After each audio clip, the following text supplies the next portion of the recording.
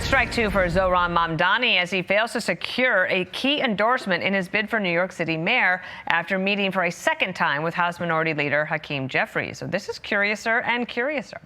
Welcome to a brand new hour of America's Newsroom. I'm Dana Perino. Bill Hemmer is off today. Good to have you, Bill. Good to be with you as always. Good morning to all of you. I'm Bill Malugin. Mamdani on Jeffries' home turf yesterday in Brooklyn for talks about his platform and how he plans to run the city. Mamdani is offering up a socialist policy, all different proposals there, like free bus rides, low-cost groceries, and a 4-year citywide rent freeze. He's also promising to fight the Trump administration nonstop. Republican opponent Curtis Sliwa says New Yorkers need to focus on jobs, the economy, and public safety. It should not be a focus of Zohran Mamdani versus Trump. He wants to run against Trump. He doesn't want to run against Sliwa or Adams or Cuomo on the issues. Brian Yanis has much more in our newsroom. Brian, I was thinking about you this morning. This is an interesting story to cover, and you've been doing it well. What do you know today?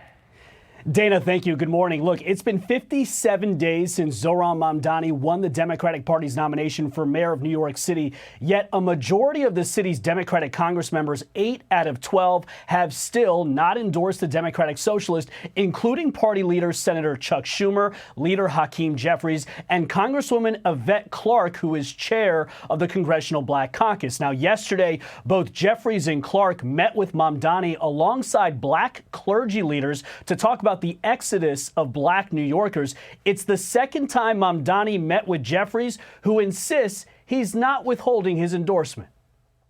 I don't think we've withheld an endorsement. We are engaging in a conversation about the future of New York City, about the issues that need to be addressed, particularly the housing crisis. We've got to figure out moving forward how we turn proposals into actual plans. So about those proposals, Mamdani plans on instituting an unprecedented 4-year rent freeze citywide, which building owners say will bankrupt them, spike rents, and lower housing supply. What it's going to do is disincentivize not only investment in current housing, but it's going to detract people from looking to invest in New York City and build the housing we so desperately need. And you're certainly not going to have people willing to manage this housing. Mamdani also plans on stripping responsibilities from the NYPD and has been a proponent of defunding the police until recently. Former Mayor Bill de Blasio says New Yorkers should trust Mamdani. You're supporting a guy that said defund the police. Again, wait till he gets to office if he does, and I think he's going to change when he gets to office? I think he will be very clear about keeping people safe. I really do. Mamdani also supports cashless bail and has called to roll back punishments for nonviolent crimes. Dana. All right, Brian, thank you so much. Good to have you. And for more on this, we are now joined by Clay Travis from Outkick. Clay, looking forward to talking to you. Good morning to you. Good morning to you guys. So, look, to me, guys, when you break this down, they're terrified. And I bet, Dana, you would jump all over this because you've been through a few campaigns in your day. I think the reason the national Democrat leaders haven't endorsed Mamdani is they're afraid that he's going to win, and they know that he's going to become one of the faces of the Democrat Party as we move towards the 2026 midterms. And if you have a Democrat socialist running New York City, he is an ideal foil for Republicans who are trying to retain the House. Chuck Schumer knows that in the Senate. Hakeem Jeffries knows that in the House side. And they are both New Yorkers, and they are terrified of him becoming the face of the party as the new mayor. One of the things that I think de Blasio got right is what he says at the end of this soundbite. Listen here. New York City is not affordable enough. And here's a guy who said, I'm going to do something about it. And when New Yorkers, for example, hear free buses, which is a solution that's being used all around the United States right now, they think, OK, that actually would make my life better. That's like a kitchen table issue. By the way, if Democrats talked the way Zohran Mamdani does about everyday affordability and the cost of living, if they focused like he did, Democrats would be winning all over the country. Right. Clay, I think he could be right about that. And I wonder what Republicans are thinking. I mean, they have to start talking about this. Adams and Cuomo are not really pushing on that issue yet. Yeah, look, I think the reason why Adams and Cuomo aren't pushing on the issue is they're just a mess. Look, I mean, and Curtis Sliwa too, if all three of them stay in the race, this is not complicated. Mamdani's going to win. The math does not add up for all three of those guys to run. They are mutually assuring each other's destruction based on their own egos and refusals to drop out to allow Mamdani to win. And I think you're right. Look, a lot of people don't understand basic economics. And so when the government is telling you through Mamdani, hey, I'm going to give you something free, you don't think about the cost. There is no such thing as a free asset from the government. Make no mistake, somebody's paying, and it's always the taxpayer. And a lot of people don't cut through that noise, particularly young people. And I think one of the vestiges of successful capitalism is so successful that people think it doesn't matter. And that's how you get Mamdani's rising up. And one other thing I'll say that's important about this is billionaires are going to leave New York City when these tax rates keep going up, which means overall services are going to decline. It's already started. It feels inevitable to me.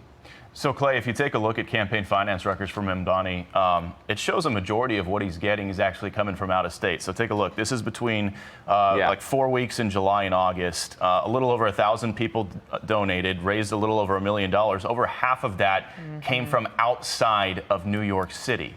What do you make of that?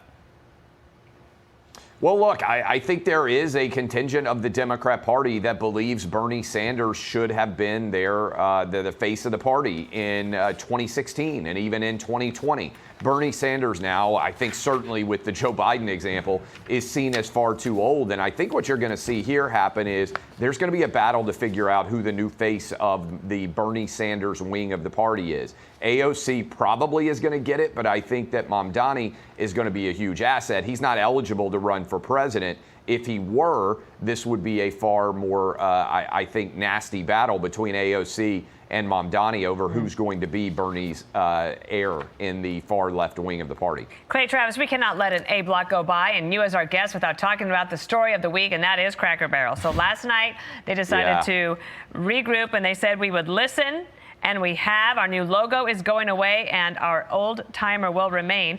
President Trump posted this: "Congratulations, Cracker Barrel, on changing your logo back to what it was. All of your fans very much appreciate it. Good luck into the future. Make lots of money, and most importantly, make your customers happy again." He's got an ability to put his finger on the pulse of what the customer wants. And in this case, I think that in all of the next year, maybe the next 3 years, there will not be a major corporate rebrand.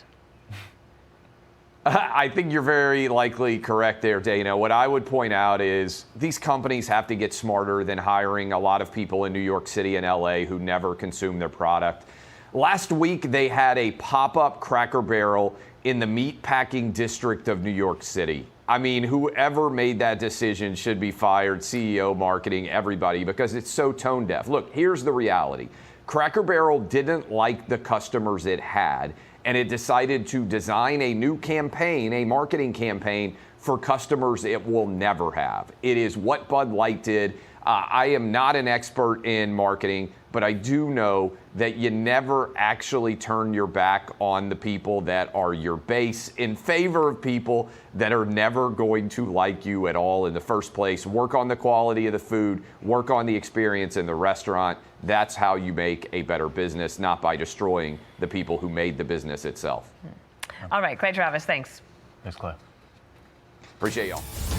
Hey everyone, I'm Emily Compagno. Catch me and my co-hosts Harris Faulkner and Kaylee McEnany on Outnumbered every weekday at 12 p.m. Eastern, or set your DVR. Also, don't forget to subscribe to the Fox News YouTube page for daily highlights.